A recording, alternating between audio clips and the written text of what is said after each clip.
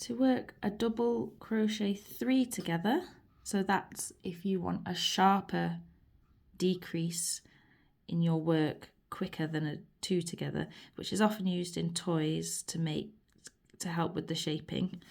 So with your hook in your dominant hand, insert into the next stitch as if you were going to work a regular double crochet, which is a US single crochet, yarn round and pull up 1 loop.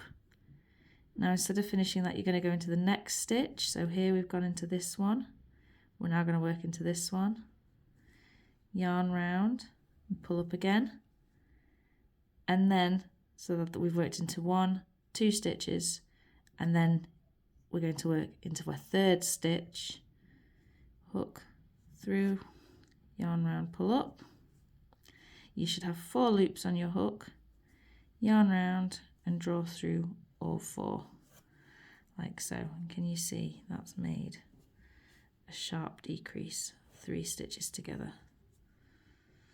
So what I'll do is just show you that again. Let's pop our hook back in.